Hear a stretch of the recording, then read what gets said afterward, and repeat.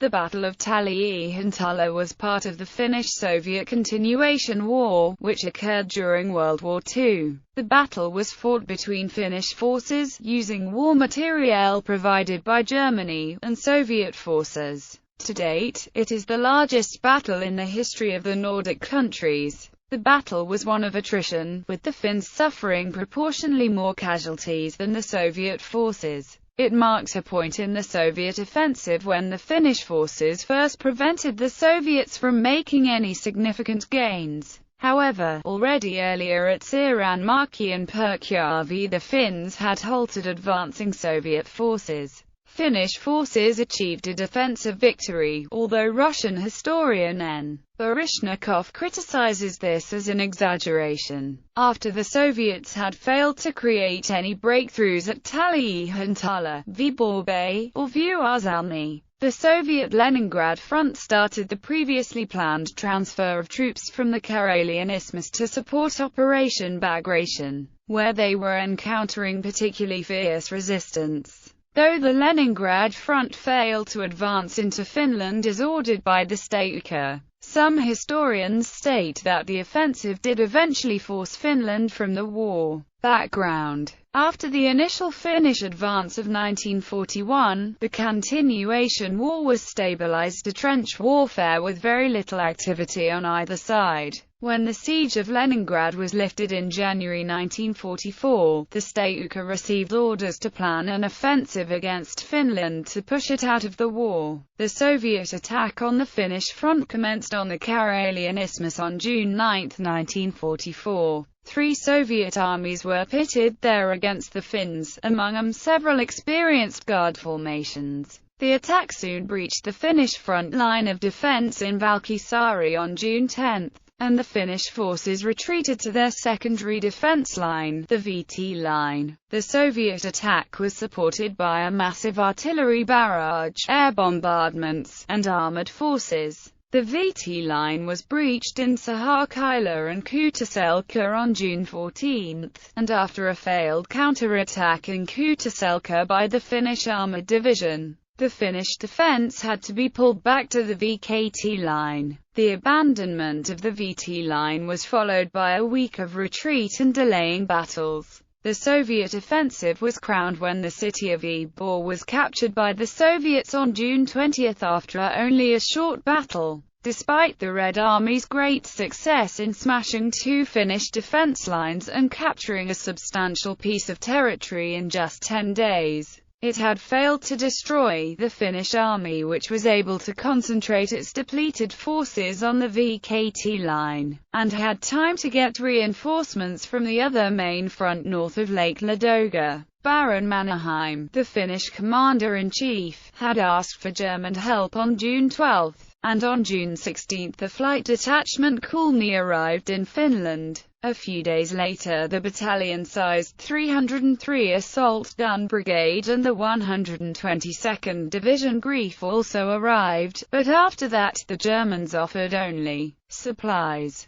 the most important of which were Panzer-forced anti-tank weapons. On June 21 the Statutka ordered the Leningrad front to breach the defensive line and advance to Lake Saimaa. On June 21 the Finnish government asked the Soviets about the possibility for peace and accompanying Soviet conditions. The Soviet response arrived on June 23. It demanded a signed statement to the effect that Finland was ready to surrender and was asking for peace. But the Finnish government rejected this. German Foreign Minister Ribbentrop arrived on June 22 and demanded a guarantee that Finland would fight to the end as a precondition of continued German military support. President Ryti gave this guarantee as a personal undertaking. Order of battle. Finnish HQ of the Commander of the Isthmus Forces, Finnish IVAK 3rd Brigade, Blue Brigade, Finnish 3rd Division, Finnish 4th Division, Finnish 18th Division. Since June 27, 11th Division, Finnish 6th Division, Finnish Armoured Division, Le 3, Le 4. German Air Unit Gefechtsverband Call Me arrived in Finland on June 16.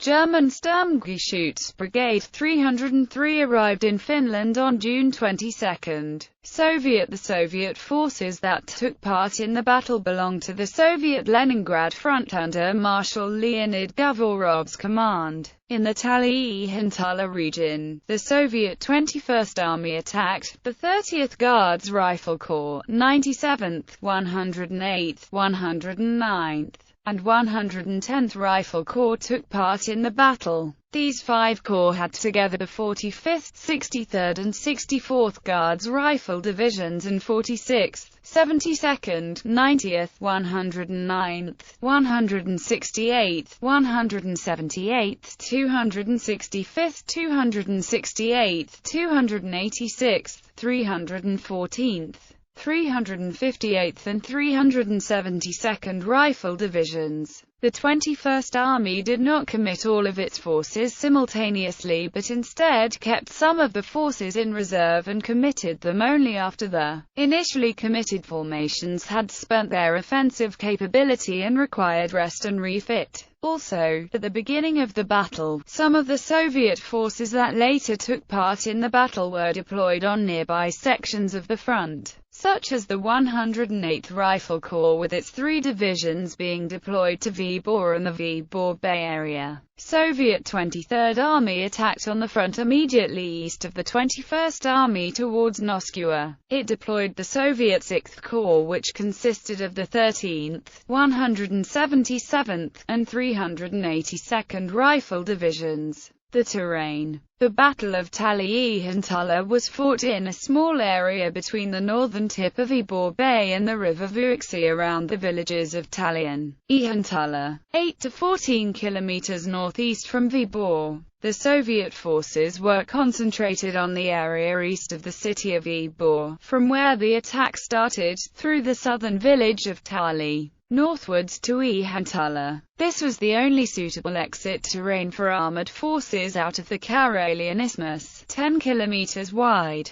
broken by small lakes and limited by Saimaa Canal on the west and the river Vuoksi on the east. Tali, June 25, June 30. The fighting in the area began on June 20. June 20, June 24. The first days were a defensive battle that the Finnish 18th Division and 3rd Brigade and the 3rd Battalion of the 13th Regiment fought against the Soviet 97th and 109th Corps and 152nd Tank Brigade. The defenders were hit especially hard by artillery and air attacks, but managed to put up a strong defense that stalled the Soviet advance long enough for Finnish reinforcements to join the battle. June 25, June 26. The action of June 25 started at 0630 with the Soviet 1-hour heavy artillery bombardment and air attack, followed by a major Soviet offensive from Tali village at 0730. The Soviets' goal in the attack was to reach Imatra Lappeenranta to Suopala before June 28. The 30th Guards Rifle Corps had now also joined the battle. The Soviet army tried to break through along both sides of Lake Leitimo-Java. The attack on the eastern side of the lake was stopped after 3 kilometers by the Finnish 4th Division. On the west side, the Soviet infantry of the 45th Guards Division and the 109th Corps got stuck in defensive positions around the hills of Konkala and Vuoret defended by the Finnish Regiment JR-48. However, Soviet tanks from the 27th Tank Regiment were able to force their way to the Portinjoeka crossroads. The Soviets also attacked with the 178th Division over the Saarela Strait, which was defended by Finnish Regiment JR-6's 1st Battalion. But the attack was thrown back here as well. Meanwhile, the Soviet 97th Corps attacked the Finnish 3rd Brigade's positions but gained little ground. At this stage the situation was very critical for the Finns, whose units were at risk of being cut off and surrounded. This would inevitably have led to the defeat of the Finnish 4th Corps and the loss of the VKT line. The Finns were able to organize a counter-attack with the reserves of the 18th Division, parts of the 17th Division, and some battle groups from the 4th Division. Later that afternoon, the Finnish Armoured Division joined the battle and managed to push the Soviet attackers on the west side of the Lake Timo-Java back to their starting point. The Soviet 27th Tank Regiment was annihilated except for 6 tanks that were captured by the Finns. June 27 – June 30 – more Finnish units joined the battle along with the German 303rd Sturmgeschütz Brigade. The Finnish units had been spread out and mixed in the battle, which made the organization of a concentrated defense difficult. The Finnish units were therefore reorganized into 2 battle groups, BG Björkman and BG Puroma. The Soviets also reinforced their forces with the 108th Corps. At this stage, the Soviet forces included at least 1 armored brigade, 2 armored breakthrough regiments, and 4 assault gun regiments. The Finns tried to regain the initiative by attacking the 4 Soviet divisions that had broken through east of Timo-Java from 3 directions. In order to make a motti of the Soviet divisions, the 2 battle groups, Björkman and Puroma, did manage to advance to within 1 kilometer of each other, but failed to surround the Soviet divisions who had set themselves up into a hedgehog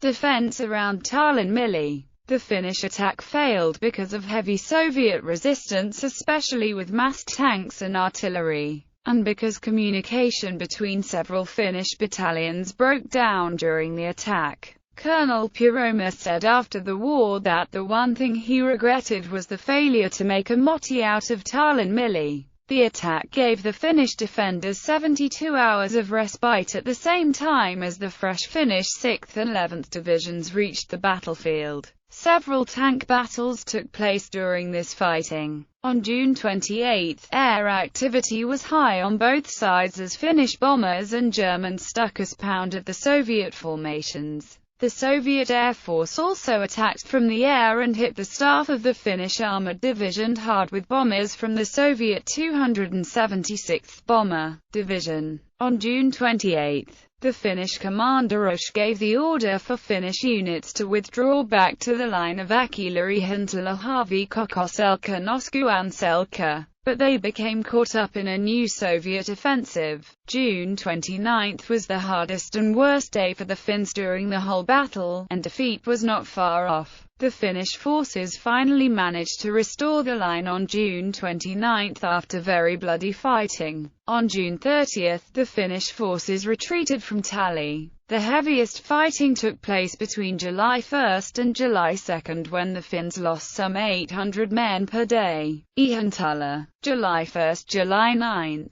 The ensuing Finnish concentration of artillery fire was the heaviest in the country's military history. It was based on the famed fire correction method of Finnish artillery general Vilho Petänen, which enabled easy fire correction and quick changes of targets. At the critical Ihantala sector of the battle, the Finnish defenders managed to concentrate their fire to the extent of smashing the advancing Soviet spearhead. The clever fire control system enabled as many as 21 batteries, totaling some 250 guns, to fire at the same target simultaneously in the battle. The fire controller did not need to be aware of the location of individual batteries to guide their fire, which made quick fire concentration and target switching possible. This concentration was considered a world record at the time. According to Bitvizar Leningrad 1941–1944, edited by Lieutenant General S.P. Platonov, the repeated offensive attempts by the Soviet forces failed to gain results. The enemy succeeded in significantly tightening its ranks in this area and repulsing all attacks of our troops. During the offensive operations lasting over 3 weeks, from June 21 to mid-July, the forces of the right flank of the Leningrad front failed to carry out the tasks assigned to them on the orders of the Supreme Command issued on June 21. By this time the Finnish army had concentrated half its artillery in the area, along with the army's only armoured division, with Stug 3 assault guns as its primary weapon, and the German 303 Sturmgeschütz Brigade. The defenders now finally had the new German anti-tank weapons that were previously kept in storage. On July 2, the Finns intercepted a radio message that the Soviet 63rd Division and 30th Armoured Brigade were about to launch an attack on July 3 at 0400 hours. The following morning, 2 minutes before the supposed attack, 40 Finnish and 40 German bombers bombed the Soviet troops, and 250 guns fired a total of 4,000 artillery shells into the area of the Soviets. On the same day, beginning at 600, 200 Soviet planes and their infantry attacked the Finnish troops. By 1900 the Finnish troops had restored their lines.